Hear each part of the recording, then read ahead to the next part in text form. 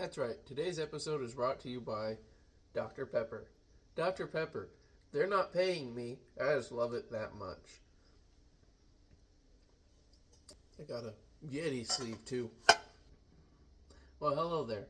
I just wanted to eat up a little bit of your time to remind you that the gift is still up for sale, and that auction. So, a little snippet here. This one just sold.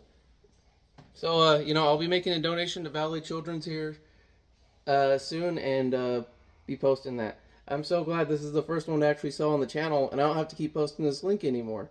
If you would like to donate directly to the hospital themselves, the links to both those will be in the description of this video.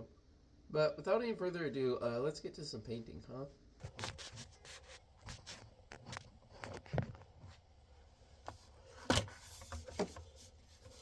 My neighbors are having a honk fight. Well, welcome to the main segment. So, what did we do last time? We did some finishing details on our bricks, and I got down my first layer of blue, which is mostly the highlights. So today we'll finish up the areas like here, where it radiates out, and get our final bits of lighting, and get our final bits of shadowing done. And hopefully then get the dark spots in for our water.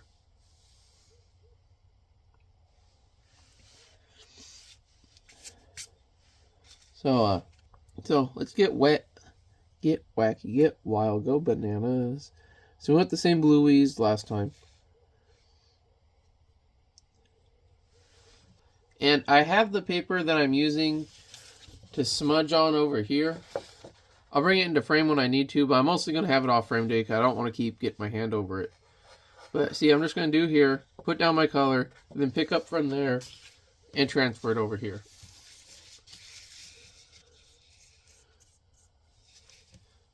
Get a little extra water, thin it out, trying to get my color as light as possible.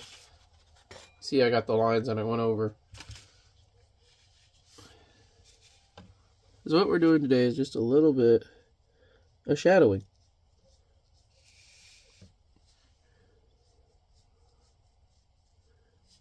This is always one of my favorite parts when doing these because it adds so much depth and shape and dimension that just really was lost otherwise. I mean, just this little bit of water right here, you can already see it's got much better shape to it. The water looks very much wetter.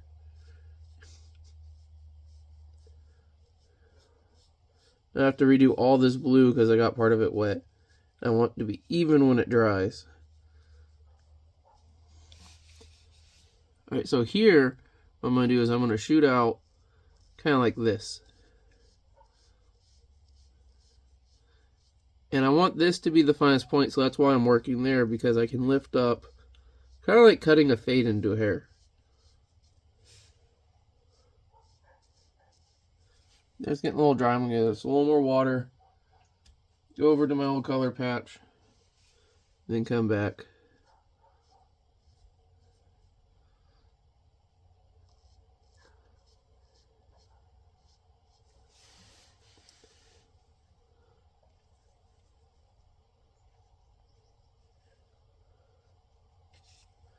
You see right here how I have this drop over this wave? I'm actually going to go down here. I'm going to put a little drop on the wave to show the shadow of that. Isn't that cool? Isn't that neat, folks?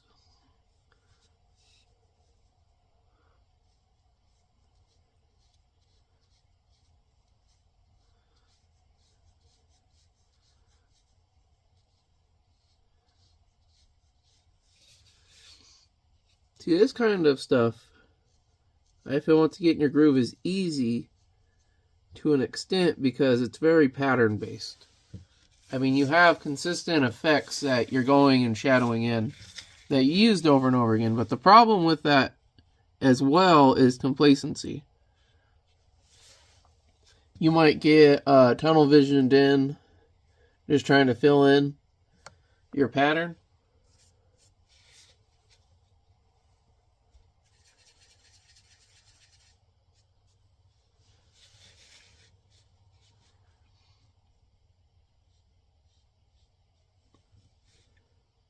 and you'll go somewhere you're not supposed to on the piece.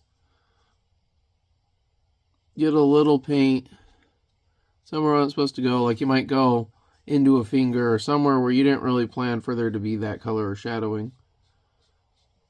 It's just like anything. Complacency is a killer. You should never let yourself become complacent.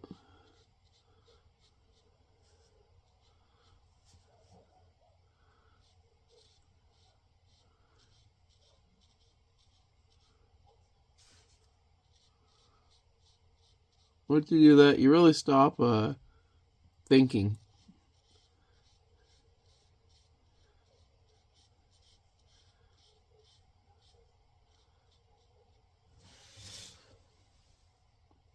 This kind of shadowing we're doing is also really important for the depth in our different fingers of waves. So see, I got this dark spot here. I'm just adding more water to get out of there until I get about the color I want. I just keep drawing away until it's about where I want on the paper. Then I come over here. But yeah, like here, a lot of these fingers, they looked like they were just right next to each other.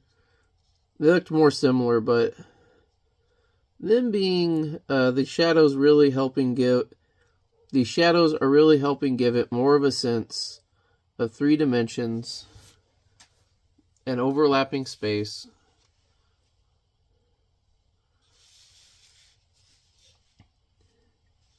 Okay, like here on the P. I'm just going to start with the P. First, I'm going to put some shadowing in right here. I'm going to go back and darken some of this up.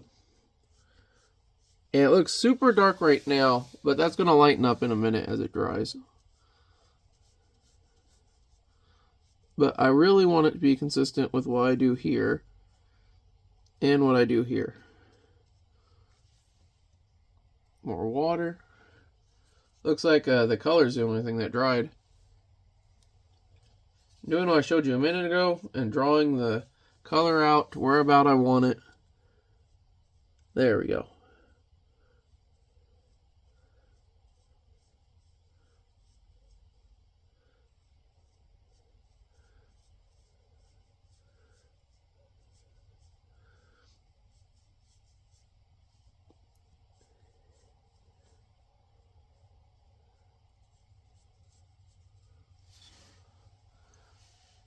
It just added a lot more depth to this. Then we're going to do this big boy here. I'm going to freshen up. Go to my paint blotch. Draw out.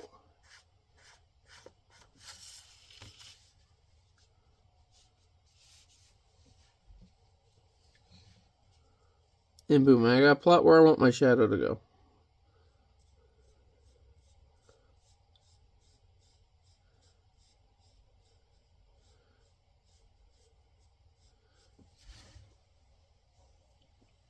There we go.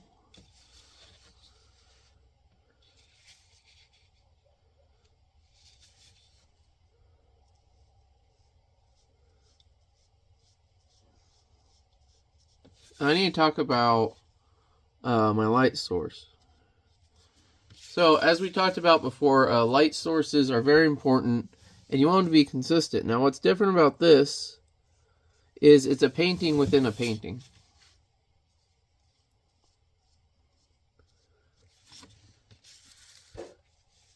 Right? So, these guys, their light source is coming from a cameraman that's standing right about here with a flash. These guys, the light source is actually radiating out from the words. That's why it's kind of more underneath there and it's getting more up.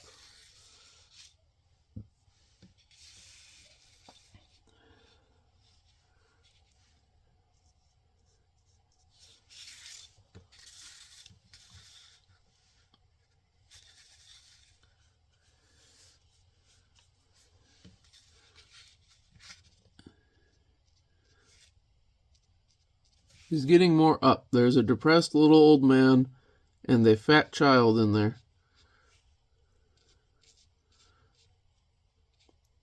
Who probably should have been attended a lot more than he was in that movie. But, you know, most kids in movies have poor supervision. Like those kids in the Hobbit movies. Like, what was that Frodo guy doing?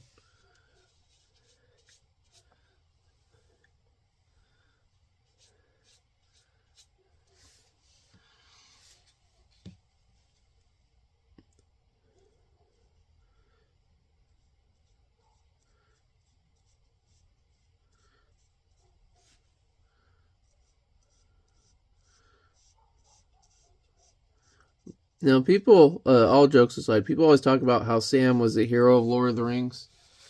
I'm not going to argue that, but I didn't like Sam as a character. Like, as a person. And the reason I didn't like him was 100% how he was treating Gollum. Or Schmeagol, or whatever you want to call him. And I know he's evil. He's an evil little crackhead, but it shows your character. You know? And like, they're like, oh, he was so sweet. And then it's like, well, why is he freaking, like, beating the shit out of Gollum?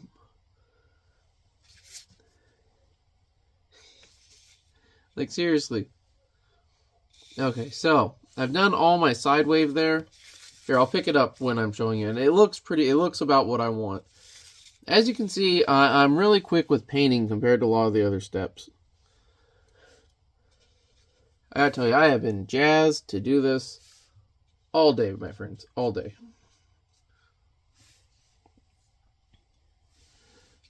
Then we're gonna get behind the Psyduck.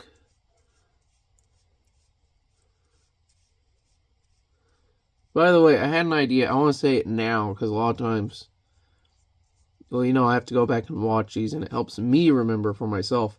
I was thinking when I go and I add their tags, I'm going to add, you see how some of the cans are messy?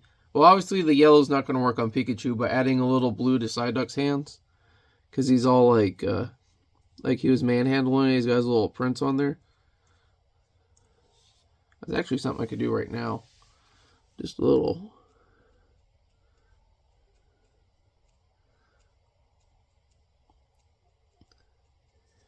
There we go.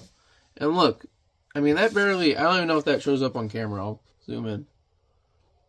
That's one of those things I think people will be like, that's a mistake, but if they really looked around long enough, they could put it together. There, sure up the can a bit more too. Glad I kind of remembered that in this moment. So now that I got the shadowing down, look at the Gyarados, like how much it stands out, but it still like blends in. How his fin is shadowed with the gray, and these are shadowed with the blue.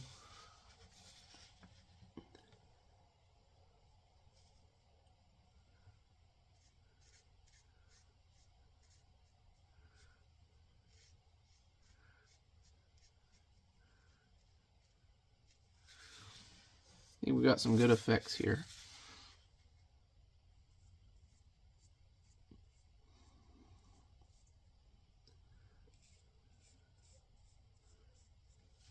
Okay.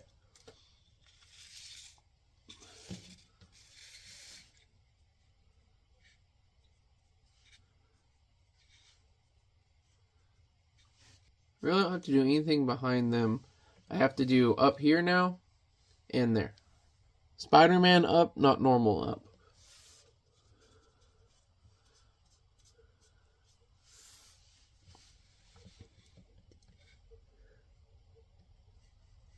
My son just learned about Spider-Pig. And I had to explain to him. He's like, why would they do that? That's stupid. And I'm like, well, Spider-Man was the biggest movie when the Simpsons movie came out. And they really just copied like what else was big on TV that year. That's why it kind of sucked. A lot of like the early Simpsons shows were really like kind of timeless, you know? Like they weren't tied to certain events. And when they were, it was still funny. It was still topical in a way you can understand it. It wasn't just like this year stuff, Lady Gaga. And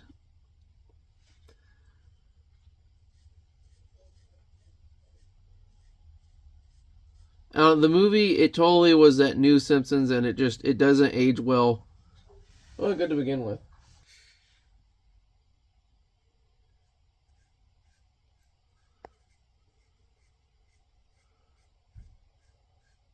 Be really careful because my letters are here. Trying to keep it right up to the line, and I switched my shadow like right about there.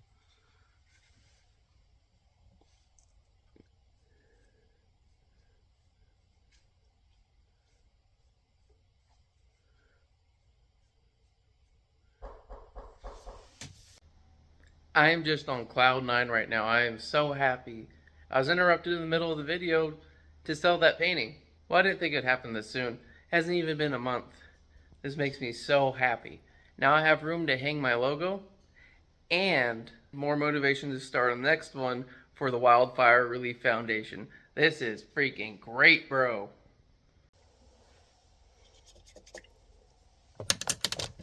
Okay, I'm sorry about any sudden changes in the video or my energy. So something happened. Someone came by just now for something unrelated, and you probably seen the snippets how I edited it in the video. But they asked what I was doing, and they got really into it, and they ended up buying the gift, and we're happy that the money's going to Valley Children's Hospital. So I accomplished my first goal on the channel, bruh. I'm so happy right now. Okay. So coming back to this, I'm going to paint around on my blank sheet a little bit to practice the shapes I want to get. But I'm noticing this area right here. I meant to do something here, so I'm going to touch this up now. First with the shadowing. That one had a little bleed through, so it's actually helping it.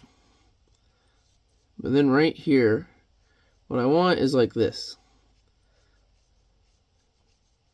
Oh man, I might have to stop painting. It feels like I'm gonna have a heart attack. I'm so excited.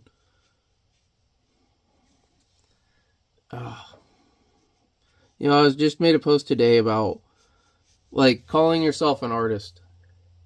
And like for me, it feels pretentious. I have to put it in the tags and whatnot, obviously, but it's like, what is an artist? You get paid for your art? A lot of the best artists were not even recognized very well in their lifetime. But, like, I honestly, most artists I know, just like most writers, they don't live off of the money from their art. It's like supplemental. So it's like, and then people ask, what do you do? It's like, what do you mean? How do I support myself for a living? Or like, what do I define myself as? I guess, I mean, like, I went to school for this, so it's like, I sell paintings. It's like, I'm an artist at the end of the day, right? It just seems weird. Maybe it's that whole disconnect from my work type thing, not feeling like I'm the one that did it. It's funny, though, making these videos, is I have to face the fact that I am indeed... There's a lot of this stuff, though. I don't feel like I'm the one that comes up with it. It's like it's told to me, or I'm shown it, and I'm just working with what I was shown.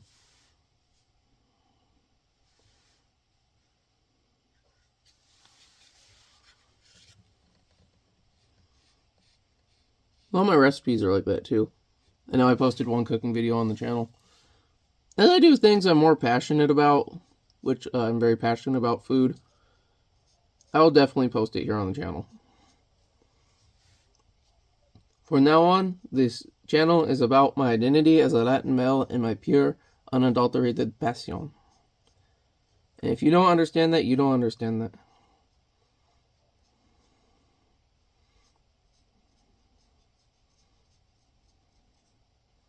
But, you know, all jokes aside, I do say art, for me, has to consist of two things, and that's passion and meaning. And, well, the big point of the charity is to give my art meaning.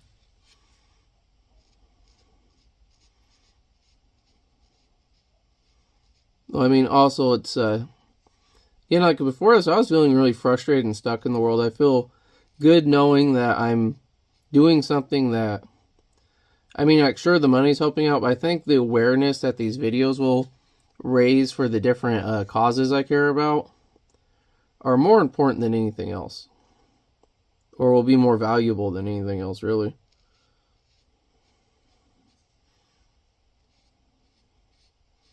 Now, there's the saying in Islam that anyone can spread the word, but God chooses who receives it. And, you know, I think a lot of things are like that.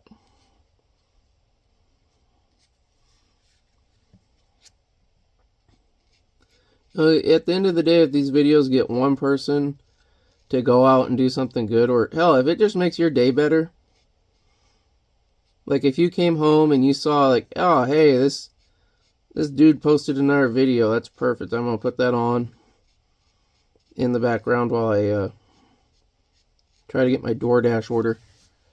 You know, that would just make my day, as much as it would make your day to see that video.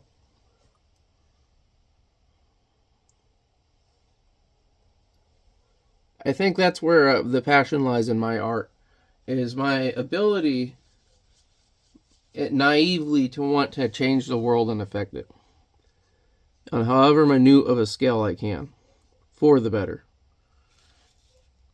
We're all going to get along, be friends, whether you like it or not. I don't know why I'm Sonic all of a sudden. Whoa! You know why? Because I'm way past cool.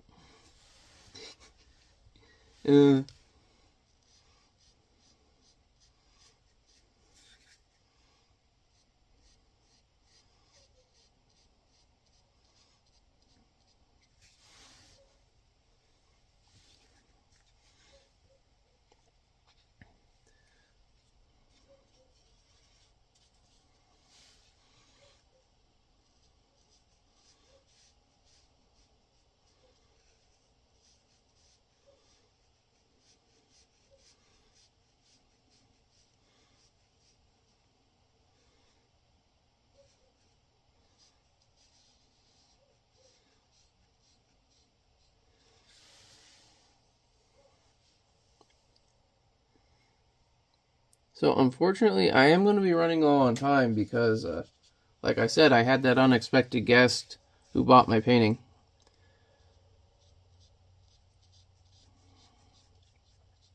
But, yeah, I'm going to start using the words our painting, as in the channels. As in the community, too. Because, like, art, I believe, belongs to everybody at the end of the day. Like my images, you take them, you use them how you will. You make a wallpaper, whatever. But I'll probably have a time later tonight to come back and do the dark shadows.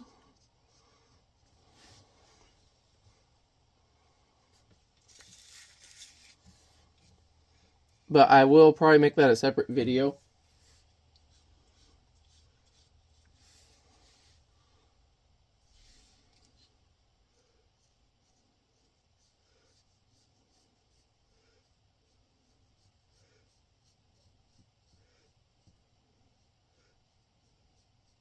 These ones are up closer, so I'm trying to make them look like more textured, because the eye's going to focus on it more.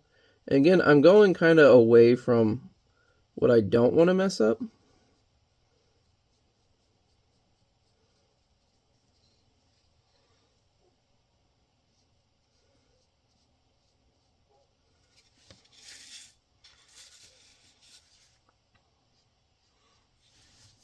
Wow. Alright, it looks... Ow. It's looking pretty dope, guys. So, what are we going to do next? Next, I will be getting some darker color. I'll try on my sample paper here to mix and see if I want to just do more of the original color in there and make it deeper, or if I want to mix and match what's going to look best. And we'll do the darker colors. And then after that sets, we can finally do the letters, which will consist of marker and color pencil, and then we can add their graffiti tags, which will probably be color pencil and possibly even a mix of acrylic paint. But until then, that's all I have for you today, and I hope to see you back here again, and I hope you're just as excited as I am to see where this goes. Until then, stay safe and have a great rest of your day.